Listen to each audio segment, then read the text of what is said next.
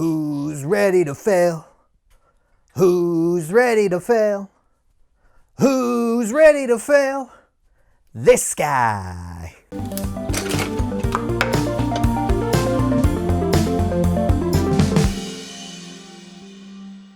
Hey little artists, welcome back to I Do a Thing! Like I mentioned in previous videos, this channel is meant to inspire you to try new things in art, whether you've done art before or have never touched anything related to art. So in order to do that, I'm going to do an art challenge.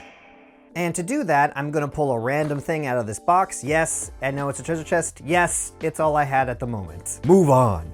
So in this box, I have put some pieces of paper and written on those are random art things. These are things that I've never done before, or these are things that I've always wanted to make but never took the time to do it. So in this art challenge, I'm going to pick something randomly out of here, and then over the next 2 weeks, I'm going to put it together and we will see how I go. Most likely I will fail, but that's kind of the point of the whole art challenge, to inspire you to continue to try new things. So let's go ahead and I won't look.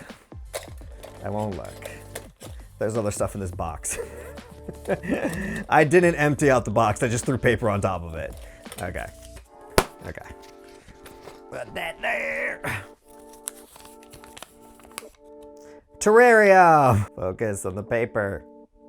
Terrarium! So if you don't know what a terrarium is, it's this thing. I don't know why you wouldn't know what it is because they've been really popular lately, but I've always wanted to make one, and speaking of which, I think from the previous video, those Pokemon things are technically terrariums. They're not like the traditional sense, but I think they count. And now that I got this, thinking about that, because that just popped in my head right now, I think I want to try to make one of those. I think I was really excited to like maybe buy one, but if I can make my own with a Gengar in it, oh, that would be, I think that's what I'm gonna do. I think I already got the idea. Boom, easy, look at this. Just throwing ideas out here. So pretty self-explanatory. I'm gonna try to do this. I said I had 2 weeks, but I really actually don't have 2 weeks because I have to film it and then edit this video. So I didn't, and I really, now that I think about it, only have the weekend because I work full time as well. So it's gonna take a lot of planning, and so I think we should just jump into it,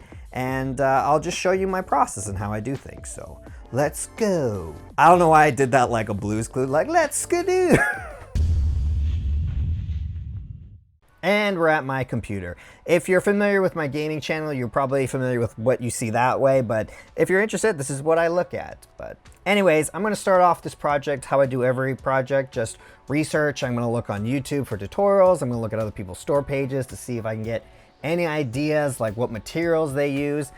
Pretty standard, you know, I'm just gonna go on YouTube, which is, I assume, what everyone does when they want to do something.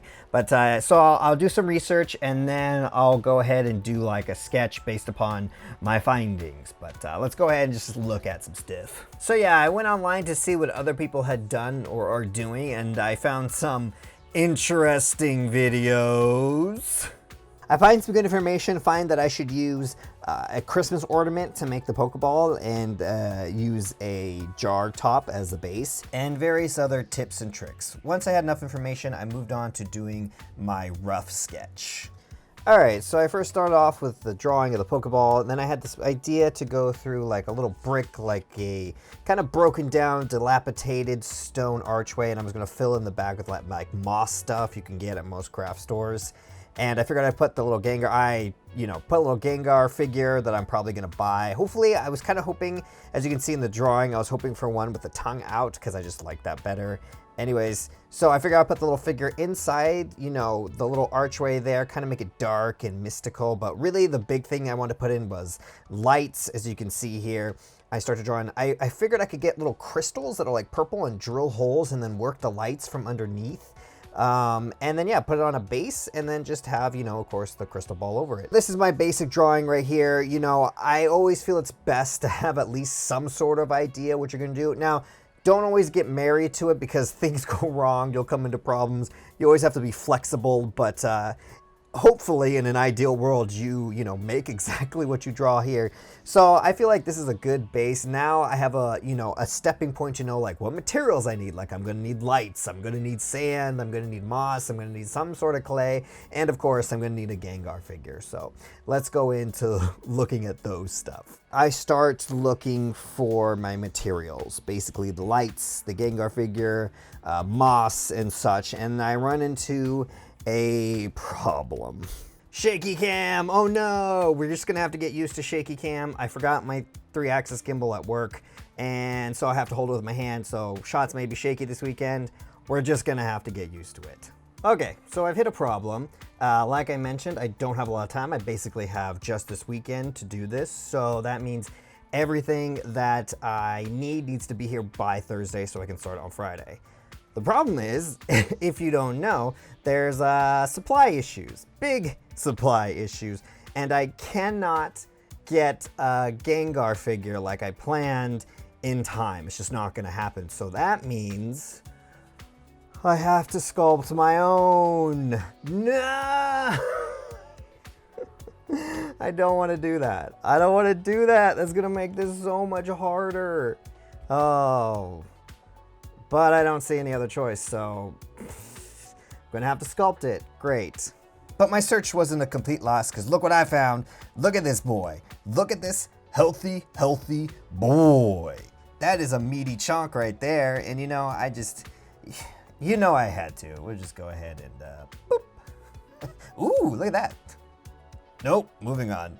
Okay, so I think I got everything that I can order. Luckily, some of the stuff will arrive before Thursday. The rest I'm gonna have to go to Michael's or Home Depot to find.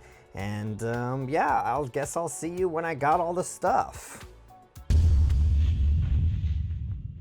Hey, Shaky Cam's back, and the boy's there. Look at that, extra. So everything showed up in the mail, and I went to Michael's and Home Depot, and I hopefully got everything I need, because I really got to start on this project soon, because I am running out of time. But I'm just going to show you everything that I have. I will put a price breakdown at the end of the video, I think. So if you're interested in that, you can see how much I spent, and we can talk about that later. But anyhoozles, let's go ahead and let's just look at all the stuff that I got. Okay, so we got our clay, we got some spray paint, we got the bulb thing, Christmas bulbs, we got a whole box of lights and stuff for the lighting up part, we got the jewels, I got some sand, got a whole bunch of moss stuff, which is actually quite more expensive than I thought it was going to be. I got some protection things for the ground so I don't get paint on it, some plastic, and we got a whole bunch of paints. There you go. Plus a whole bunch of other stuff that I have on my own, like drills, hot glue gun, various other glues, cardboard, and other things. But this is the bulk of the main things that I had to pay for that I didn't have at the moment. But like I said before, at the end, I'll break down everything that I paid for so you'll know just how much I spent on this thing. So anyways, I'm gonna jump straight into doing the clay, because according to this, it takes about 2 to 3 days to dry, and I only have 2 days. So I'm gonna go ahead and just jump straight into this. All right, so I'm gonna tackle the hardest part first. I have a camera here, it's attached to this, so if it shakes, I'm sorry, I'll try my best not to hit the camera, but I can't promise anything. I do not have any sculpting tools except for a barbecue or kebab skewer and a napkin. I also have this photo on my phone here, so as reference, and that's about it. And so I don't have that much time. I have about like 2 hours before the light disappears from the window that I'm using. So we're on crunch for time, and yeah, we'll just see how this goes. Hopefully I won't need to do it multiple times, but I think I have enough here that if I mess up, I can do it multiple times. But anyhoozles, let's just get in it and let's go for the time lapse and go. Okay, so I decided I feel like a voiceover would be best in hindsight. It feels weird, it feels like doing a DVD commentary, but we'll just roll with it. So this clay was, as I said, was new to me. I have never used this paper mache clay, or just paper clay. And it was very new, but it was pretty malleable. I would say it wasn't too different from the most clays. I liked that it was very malleable. You can see me like rubbing a lot, and that's just I'm trying to rub away the seams. Obviously with this camera, this angle, you're not going to see a lot. There was a lot of cracks, bumples, and imperfections, which I tried to work out. That I later figure out, but I'm just kind of building out the rough shape here. I got the head, I got the ears, and then I go for water, as you can see.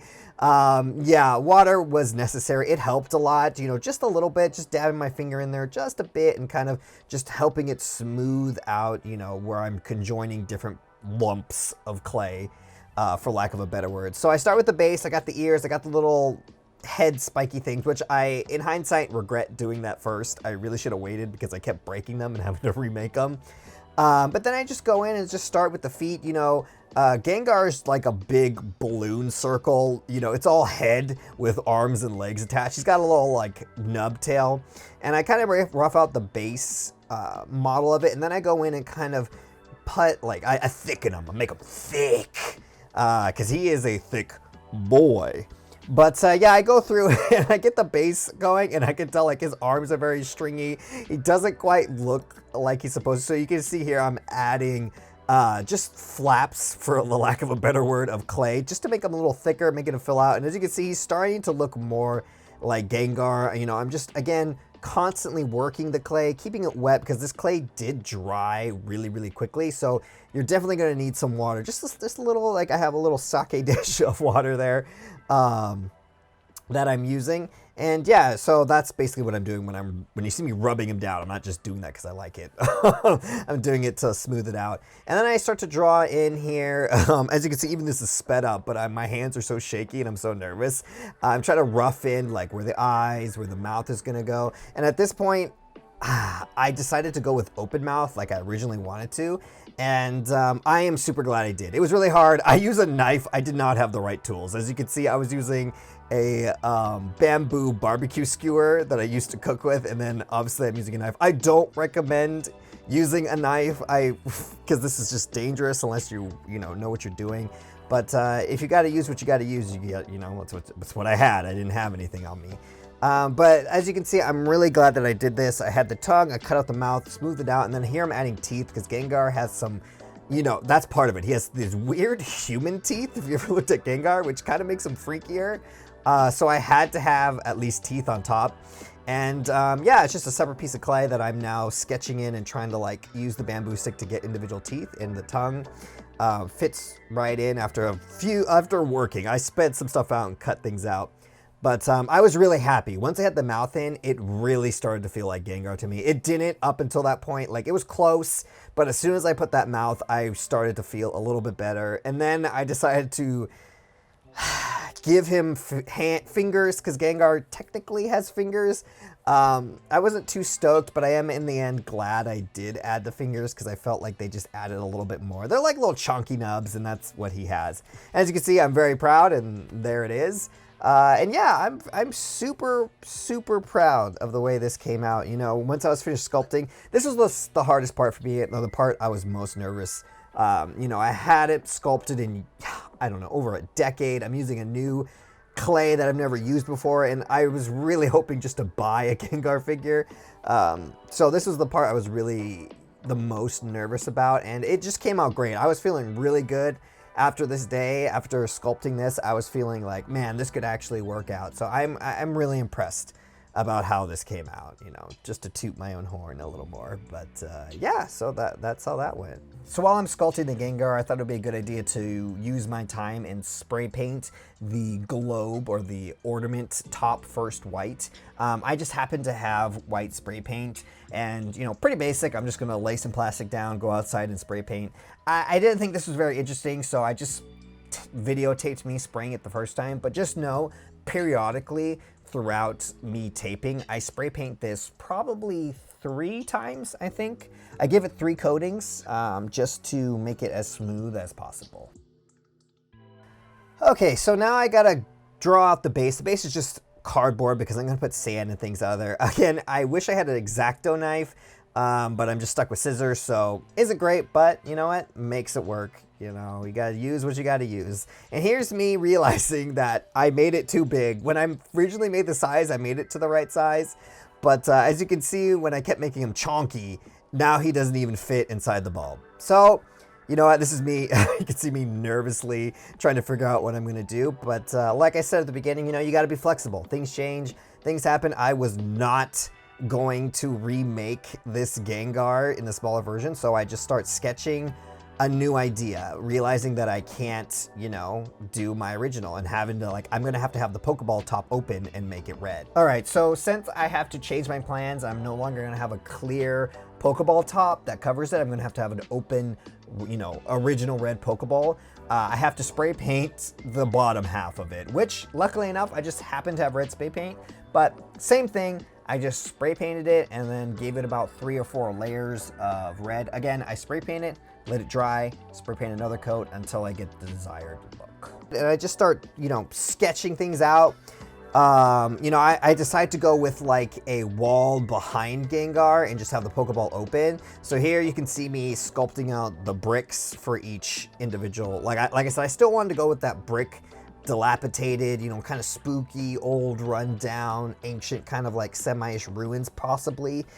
So here I go. I eventually, as you can see, I figured out a better way is to make individual balls that are exactly the same size before I start shaping them to bricks. That way, the bricks will be relatively the same size. They're still like iffy, but again, nice thing is I'm not going for uniform. I'm going for dilapidated and broken down. So the building this wall was way easier than doing the Gengar because I didn't have to be exact. Even, in fact, the more imperfect I was, the better it would fit the overall, you know, ancient, broken down, dilapidated feel that I was going for. So I'm using water to kind of connect them.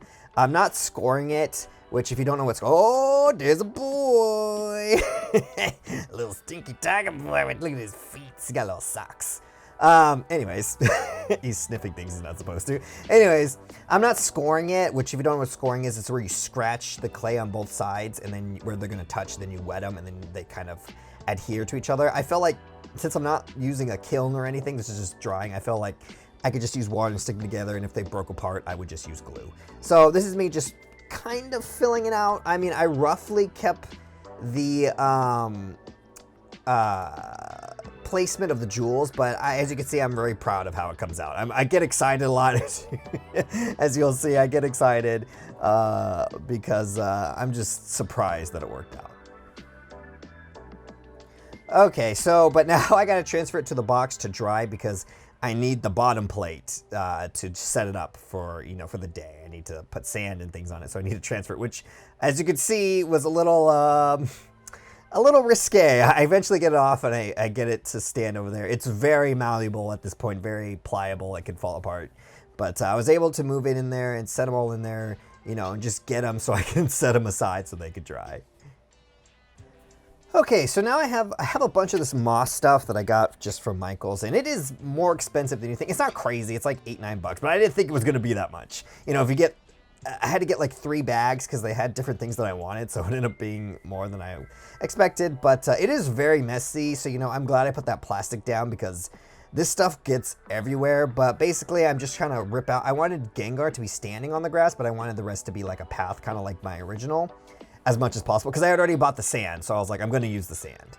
So I just kind of cut it out for the back and just let him sit on it. These are the jewels I'm going to use. I picked out, they're all kind of the same, as I figured out when I was trying to pick out the best ones. But I know I want to position them differently, kind of figure out where they're going to go. Also try to figure out like how lights are going to go through the bottom. So here you can see I'm drawing circles where I'm going to poke holes, where I'm going to shove the lights that is going to be underneath inside the Pokeball. I originally tried to poke through with a bamboo shoot. It didn't work. I go for the knife. Again, don't recommend using the knife unless you're, you know, capable and have skills with the knife. Probably a metal screwdriver would have been just fine, but I went with the knife because it was there. And as you can see, very dangerous. Do not do this. I did not hurt myself, but I have experience wielding knives in just cooking and in arts in general. So again, I would not recommend using a knife. And here is the lights that I got. So they're like fairy purple lights I got. As you can see, I got a box of them, but they're all different colors. This is actually the only purple ones that I got. Luckily, there had to be, I assumed there's supposed to be 2, but there was only 1. So I just got lucky. Anyways, so I'm fitting them through, making sure they fit, making sure everything's going to work. And now I'm going to go ahead and put the sand. So I had this fix it, but I had really old, which is like a spray glue, but it didn't work. So I went with my other paint, Rust-Oleum paint, because I figured it would match the ground and just kind of use it as glue. So as you can see, I spray painted it with paint. Again, you know, when things don't work, you got to just work on the fly. I figured the spray paint would be sticky enough to let the paint adhere to it. And luckily for me, it worked out. I think this worked out mostly because this was like a rust thicker paint. So it was just thicker and could grab more, you know, of the sand. If this was regular spray paint, I don't think it would have worked too well. But as you can see, it worked pretty good. And again, I spray painted it brown. So I was glad with, you know, it not looking too weird, and actually made it look better. It made it look like the sand was wet, which is really nice. As you can see, I'm using Gorilla Glue, gel glue to glue the moss. I just have that. I always have that because I have a lot of supplies, you know, like a hot glue gun and the spray paint and fix it and all that stuff. But this worked really well. I really like Gorilla Glue, the gel form of it. It just works really well. And, you know, I just slathered it on and it was good to go. As you can see, some sand still fell off, but it was pretty good. And then I take the skewer and just re-poke those holes because they got kind of covered over the sand. I didn't want them to reseal. But yeah, I just go around and make sure all the holes are open and everything's good. As you can see, it's already looking really, really good, you know, minus obviously where the brick is going to go. But all in all, with this day, I was really proud of how everything turned out. Okay, Shaky Cam again. I think we're pretty good for today. As you can see, I'm losing my light anyway, so it's not like I can keep going. But I think we got the really hard stuff done. We got all, you know, the clay modeling done. We got the floor. We spray painted the bulbs. All that stuff needs to dry. What really needs to dry is the clay. Now it says 2 to 3 days to dry, depending how thick it is. I don't have that. I don't even have 24 hours. I maybe have like 10 to 15 hours to let it dry, but I think that's okay because I've looked at it and the outside's starting to harden and crackle. So I think if the inside is still wet, I think that's fine as long as the outside is hard, and then I can just paint, and it may shrink and break the paint, but we can always just paint over it. So hopefully it'll work out. I think it's pretty good considering I have never done any of this before and I had no idea what I'm doing really. Just kind of winging it as you saw with the spray paint instead of glue. But yeah, so we'll see you tomorrow, hopefully, and hopefully we can just bang this out in another day. Probably not. It's probably going to take all weekend, but let's find out together. I don't know why I ate the camera. I don't know why I did that. I'm tired. Hey, it's another day. So today we gotta get a lot of stuff done. I have to drill the holes into the jewels, which I'm not looking forward to just because I looked at the jewels and there's no real flat surface. So I'm planning to use pliers to hold them and drill. I just hope the drill can like connect and not slide everywhere. So we'll see how that goes. I dug out my drill last night. It took a long time to find, but I finally found it. So hopefully that will work out. And then I need to get done the painting, all of the painting done today so that it can dry completely and then we can assemble it. Maybe today, hopefully today, that'd be cool. Otherwise I'll have to do it tomorrow. But I hope that goes well because the clay said 2 to 3 days to dry before painting, but it's only been like 12, 14 hours, somewhere between there. So my plan is to not put a lot of water on the paintbrush and just get really dry with the paint so I'm not adding too much moisture, and hopefully it'll be okay. I think it'll be okay. I think it's just the insides that'll be wet of the clay, and that shouldn't matter. It might shrink, but I don't think that'll be too big of a problem. But anyways, let's go ahead and let's just get into it. Let's get this stuff done. All right, so now we're into the drilling the holes where the light's gonna go through in each gem. It's plastic, so I already have a drill, and with a mini drill bits that I picked one that I felt was big enough to accommodate the light. I'm going to use pliers, obviously, for safety reasons. Now, originally I kept the drill part in, but I cut it out because it just shook the camera. Wait, the camera's on the table, which I will change later, but it just shook crazy, so I just cut it out. It's just me drilling. It worked. As you can see, I'm trying to show you, not realizing that my camera is a fixed lens, so it's not going to focus.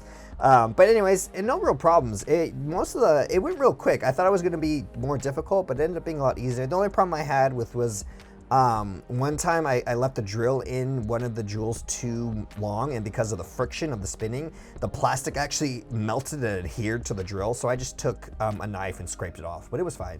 But for the most part, just in and out, pretty easy. Okay, so now the clay is mostly dry. It's a little wet underneath, obviously because I didn't have the 3 days. I only had, well, less than 24 hours. But it's mostly dry, so I have a little reference here, and I'm going to use just regular acrylic paint, cheap acrylic paint like usual. And, you know, I'm going to treat it, if you watched my painting video, the same way. I'm going to treat it where I'm going to put a base color down, which is this purple as you see here, and I'm just going to put a base coat, let it dry, put another base coat, and just keep putting as many coats as I need until I reach the desired color. As you hear, I'm trying to sketch out, you know, where the eyes are going to be, and I have really shaky hands, which is why I don't do fine, you know, detailed work, because I don't have the hands of a surgeon. My hands shake like crazy. But anyways, I go through just, you know, building out that base color, putting it all over the place. I kind of skimp out on the back as I did when modeling. I didn't mention, I actually didn't model the spines on the back. One, just to save time, but also you're not going to see the back since it's going to be pressed up against the wall with, you know, moss and lights and things. So I painted a little bit, but as you'll see, I don't really paint it that much. But yeah, this is, again, just very basic, filling out the colors. I've cut and edited so that you don't see various layers of me going. But this red I was originally going to use for the tongue, but it was way too red. So I have this kind of salmon color that I was going to use for the eyes, because Gengar has kind of like pinkish eyes.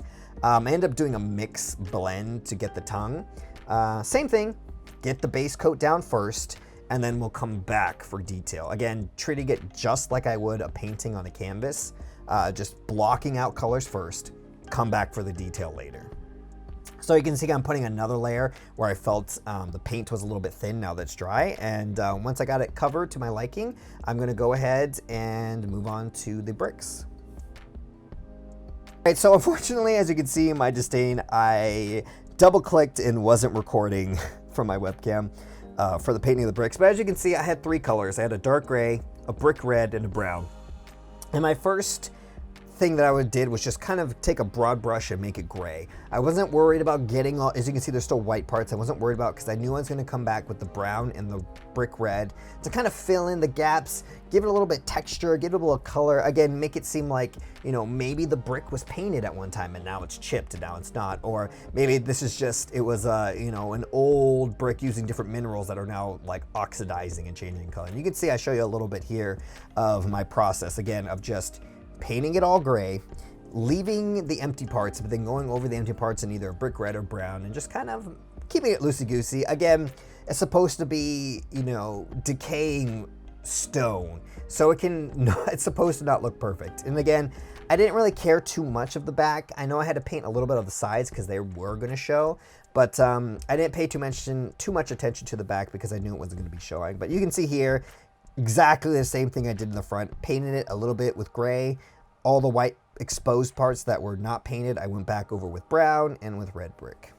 Again, didn't have to be perfect. The brick part was actually probably the easiest and most cathartic part of this whole experience, because I didn't need to be perfect because it wasn't supposed to be. So there you go. I paint it, and again, like the Gengar, I just leave it. I don't do a second coat on this. I just leave it as is. So we're back doing another coat on Gengar. Now I got this shiny paint, as you can see. It's got like a little metallic stuff in it. And I figured it would be nice to just give Gengar a little bit of texture. I mean, he's supposed to be a ghost. He's supposed to be like ethereal. And so I figured adding sparklies would just help with, you know, reflecting of the light. As I was putting on, I really liked it. Towards the end, I'm still a little bit debating about it, because doing this showed a lot of the imperfections of the clay, which I wasn't a fan of.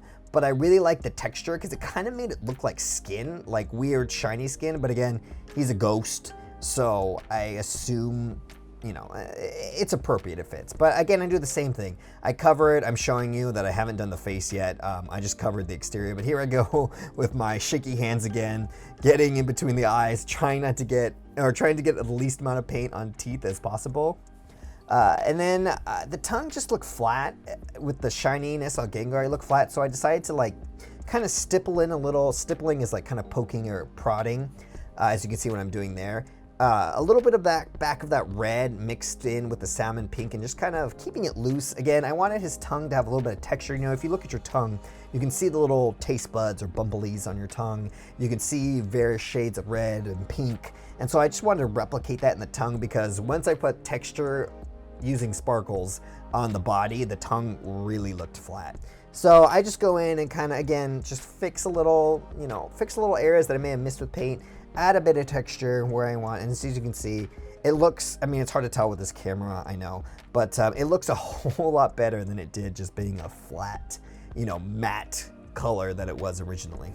Adding a little bit of texture, showing a little bit of the grooves in the tongue, just really made the whole thing pop. And now we're getting into the part that I was most fearful, was the eyes, because of my shaky hands. I took a bit of that dark gray. Oh, I'm sorry, I'm not doing the eyes, I'm doing the teeth. I'm doing the teeth. Oh, that's right. I wanted to put a little bit of more contrast between the teeth, so I took a bit of that gray, and as you can see, I put it in between the teeth. I didn't, oh God, and then I drop it. Of course I do. Luckily, the paint was mostly dry at that point. But as you can see, I made it just a little bit more defined, the separation between the teeth. But because I did that, I had to go back and kind of touch it up with white. And because I painted one tooth white, I had to paint all of the teeth white. But I'm really glad I did in the end, because it just made the teeth pop a little bit more. You can see a little distinguish between, you know, each tooth, and it just looked a lot better. Okay, so now we're going to do the eyes. So Gengar, as you can see, has these like pinkish, not really red, more pinkish eyes. So I spent a bit of time, I dug out my palette knife, as you can see, and I just mix about a light colored pink that I want, a little bit lighter than the tongue. And then I just, this is sped up, by the way. This is not in real time. This is sped up by a lot. And you can see how slow that I'm going. Because yeah, again, I have really shaky hands. And so I just kind of block in the color. I'm not too worried about the lines, because Gengar has like a dark outline around his eyes, his or her eyes. And so I'm not too worried. I'm just worried about getting that color blocked in. As you can see, it looks pretty good. I'm really glad. I really like the color that I got. I add a little bit of white, but now for the outline. As you can see, I mixed in that dark gray that I used for the brick and the purple, the base purple for Gengar, to get kind of like a darker, blacker purple. And again, my least favorite part is doing this. I mess up. Honestly, guys, I mess up on the first eye. You can't really see it in the camera, but it was not good. I was very shaky. I guess the angle for me was bad, because I just leave it, you know, if you're not doing well in there, just leave it and come back to it. So I go to the other eye, and the other eye, for whatever reason, goes perfect, whether it was the angle, but the line is crisp and clean, exactly what I wanted. So I try to go back to the other eye to try to fix it. Unfortunately, it doesn't work, so I have to wait for it to dry. You know, you can always wait for the paint to dry and just paint over it. So once the paint is dry, I go back and block in a little bit more color to try to smooth out the outlines of the eye. And you know what? It's not bad. Is it perfect? No. But it doesn't look bad, and I'm actually happy with it. And then we go for another part I was worried about, was the pupils. Again, I cut out all of the huffing and puffing and me waiting and fake attempting, and then I just go for it. And you know what? It doesn't look half bad. I'm glad to say I did not mess up on the pupils. I know it's just a line, but again, with someone with shaky hands, it's a little difficult. And that was pretty much my Gengar right there. There's the finished product. And is it perfect? No. Is it way better than I thought it was going to be? Hell yeah, it is. And I am so proud with the finished product. All right, so it's been a day. We didn't get as much done as I thought we might. I thought we could get to the assembly part, but that's not gonna happen. As you can see, the light is failing, and I don't really have the lights to light it up, but that's okay. We'll just do it tomorrow. I have tomorrow to assemble it, and we'll see how it goes. I'm really glad about how far I've gotten today. I did the painting, which I was really concerned about it going bad. You know, I could say that about both days. I was concerned about the sculpting going bad yesterday, but that went out well, and I was worried about the painting today, and that came out actually pretty well. So I'm looking forward to tomorrow. Hopefully it doesn't all blow up in my face in the end, but we'll just have to wait and see. So I will see you tomorrow. Final day. I just have to do assembly, so I don't know why it would take any longer. Hopefully everything works out. I'm a little concerned about everything just coming together, but I am on a bit of a time crunch because I am seeing a movie later today, so let's go ahead and let's get in it. Let's just get in the assembly and get it done. All right, so this is the final assembly. This is where I have all the components and we bring them all together. So the first thing is I figured to go stringing the lights in the front area and then going from there. So again, I'm gonna glue the jewels that are just straight on the ground and the bricks first, because I feel like that's the easiest part to go for. So it was just all about fitting, you know, the lights in, adjusting them how I wanted them. Like some I had gems standing on their end, so they were like taller, and some I had just flat staying on their base. So I organized them in a way that was strategic to look the best to give the most variety, basically. I didn't want to put really didn't want the hot glue to touch the wires, just because I was worried it would mess it up, but I'm pretty sure it wouldn't. And you'll see me doing this a lot. That's just me wrapping up the webs of the glue. So that wouldn't be around. I do that a lot, just so you know. I'm not casting a spell. But yeah, so I use a hot glue. I figured that would be the best. You know, I have a really good hot glue gun, as you can see. It's like an industrial one. I've just always had it because I'm crafty. But yeah, it worked great. And so now we come to the hardest one probably, which is shoving the light through the brick, through the crystal, and then gluing it all down, making sure it all works. But pretty straightforward. You know, I used a bit of slack with the light. The lights were really long, and I thought I was going to have to use multiple light strings, at least 2. But I ended up not really using. I only ended up using 1, so it worked out. But again, just using hot glue. Sure, you can see a little bit of slack I left, which I was fine because it's going to be in the Pokeball anyways. But some I don't use slack. I'll speed this up a bit. But yeah, using hot glue straight on the plastic on the sand worked surprisingly. I was worried about the sand kind of getting in the way of things, but it never really did. It actually worked really well with the hot glue. Hot glue gun. The only part was here when the brick fell apart, as you can see. And I tried to use hot glue gun to stick them together, but for some reason it just kept falling off, which is weird because I hot glued the plastic jewel to the clay, and that worked fine, worked beautifully. But hot glue gun with clay to clay did not work. So as you can see, I used Gorilla Glue, the same gel glue, and that worked. Again, a weird thing, but you know, materials are going to react differently to each other. So clay to clay, don't use a hot glue gun, use super glue.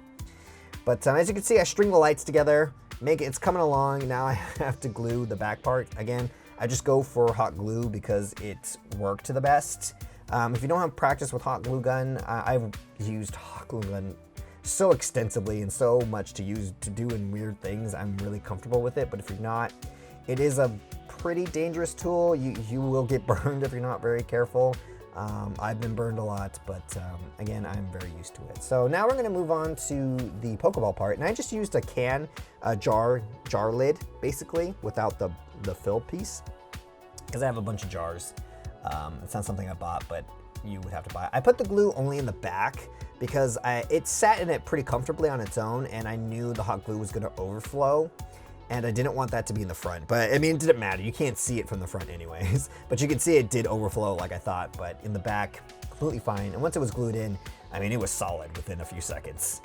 So now I try to fit the cardboard. I did not glue the cardboard in because I had cut it to fit, and I was just gonna use gravity as a way to fix it in, and it worked great. You know, it fits in, as you can see. Just trucking along, you know, trying to figure out where I'm going to use these last lights that are going to be on the top of the brick. I originally had the idea to string lights inside the thing all over the place, but I realized that was going to be way too much work and it wasn't going to look good. So I decided to just bunch up all of these lights that I had and kind of push them to the back and just kind of use them as like backlight or fill light to illuminate the moss that I was going to put back there. I feel like that, again, you gotta be adaptive and just work, you know, what's gonna work, what's gonna be easy, and what's just gonna, you know, basically, yeah, what's gonna work at the end.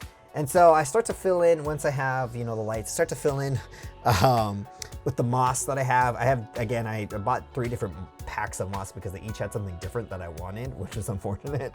But yeah, I had this leaf thing I wanted to use. I had these like various vines and different colors that I wanted to use. Then other bags had like moss of various colors. And so I start filling it in, and then I quickly realize that I should not have done that yet. I kind of prematured that because I feel like this is obviously going to get in the way of me gluing gems to the top of the brick. So I take most of the things and I kind of just put it in the center there. And then I start to go in, and again, I didn't have this part planned because obviously I had to make this on the go. But I knew I wanted at least 3 jewels on top, so I just kind of saw where they fit. As you can see, I'm just kind of placing the gem and seeing where it best fits on each place, and just hot glue gunning it. I break the brick again, as you can see, so I fix it with the gel super glue, the Gorilla Glue. And then I continue on and finish off the last gem on the end here. And you know, it just completes the whole picture. There's lights all around, and there's lights all around on top.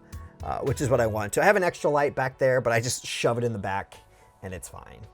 And now at this point, before I put the moss, I realize I should attach the Pokeball lid that I've made here, the red part. And again, because it's in the back, I figured I would just use this wire. Now, again, I just have this wire. I have a bunch of materials because I constantly make things. If you don't, this is another expense you're unfortunately gonna have to buy, but it's a little bit of copper wire. I think it's used for jewelry, but I figured I could just hot glue it, you know, a part of it to the base and just use it kind of like as a support beam, an impromptu support beam to help lift the Pokeball. So yeah, I just use hot glue gun and it works like a charm. It really works. You know, it sticks immediately, and it was like basically glued on there after like 2 seconds. And so you can see me here working the Pokeball back end, and again, just twirling to give, you know, the copper wire more surface area for gluing, basically what I'm doing, and then using my pliers they have like a snipping thing for wires. They're meant to do that. But yeah, I also use like because this is a Christmas bulb, it has like those little tabs that you're supposed to, you know, they're ornaments. You're supposed to hang these. So I end up using those tabs kind of congruently together and gluing those pieces together to create a base, as well as gluing this back piece right here that I'm now bending into place. As you can see, I take the hot glue gun and make sure. But as you can, it was top heavy. Once I did that, it kept falling backwards. So I put the Gengar on it because it actually made it balance and allowed it to able to sit on its own. I had no plans to glue the Gengar to the sculpture because it just didn't make sense. But yeah, I put the box in the back there because it would have fallen over if I didn't have anything to counterbalance it. And then I go back to basically doing exactly what I did before, just placing the moss, the leaf, placing the Gengar, and there you go. I'm excited. And here is the reveal. This came out so good. I am so proud of this. Again, obviously not perfect. Wasn't aiming for perfect, and I had a lot of adversity, but damn, I'm proud of this. I'm so proud of this, of how it came out. I actually love this. I know this is something I thought I was gonna make and then just like throw away, or like, you know, like, get rid of, because I didn't think it was gonna be it, but I'm actually gonna keep this. I'm gonna put this in my collection, you know, because I'm just super proud of it. I'm so proud of everything that came out of it. And yeah, I mean, I'll stop gushing over myself and just let you enjoy. There it is. There's my terrarium, my Pokemon Ball Gengar terrarium. Did it come out exactly the way I wanted? No, but I think being adaptable and just going with the flow really helps in the creative process, or just in life in general. So here's the breakdown of everything that I bought versus everything I had. So I had some stuff which cut down on the cost, but as you can see, it was a bit of expensive, but if you look at some of the prices for the people who make this on their own, they're kind of pretty fair. And you know, you're getting the talent of someone more experienced than me, putting together something. So I think the price range, you know, that they have on most shops is actually, you know, it's a pretty fair deal. But anyways, I am super proud of it. I know this video was long, so if you got all the way through this, hey, you're one of the good ones. As always, thanks for watching. Don't forget to like and subscribe and comment below, or Knife Kitty will find you. Never stop creating, and I will see you someplace else.